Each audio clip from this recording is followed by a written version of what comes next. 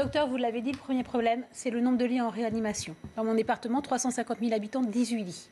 Donc évidemment, on imagine bien que c'est un peu tendu et donc il faut effectivement faire très attention à ça. Une fois qu'on a dit ça, je crois qu'une des raisons pour lesquelles on ne comprend pas les injonctions du gouvernement, c'est parce qu'il ne nous les explique pas.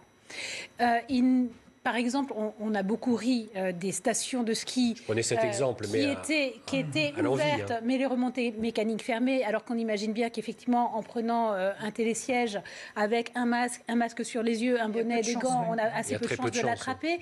Mais s'ils nous avaient dit dès le départ, attention, parce qu'en fait, les jeunes qui partent en vacances, ils vont aller à 10 dans un studio de 30 mètres carrés et c'est là qu'ils vont attraper le virus, qu'ils vont s'infecter. Et c'est à ça qu'il faut faire attention. Et le vrai problème, c'est qu'ils ne nous expliquent pas pourquoi ils prennent telle ou telle décision. Et donc, du coup, on ne comprend pas.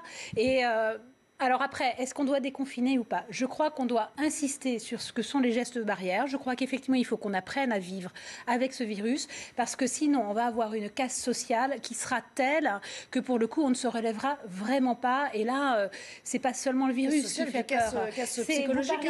Les restaurateurs étaient courageux, mais aujourd'hui, ils sont plus courageux. Là, aujourd'hui, ils sont en train de mourir. Oui. Donc, il faut aussi penser à eux. Et je dis ça alors qu'en même temps, les restaurants, c'est probablement le lieu où il y a le plus grand risque de se contaminer.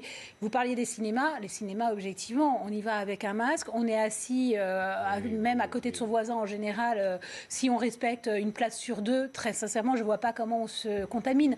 Donc, en fait, si on arrivait à réfléchir simplement et à donner, plutôt qu'une interdiction, simplement une doctrine, vous gardez votre masque, une place sur deux, une personne par 8 mètres carrés, et on arrête de se poser la question de si on va à l'église ou si on va dans un commerce.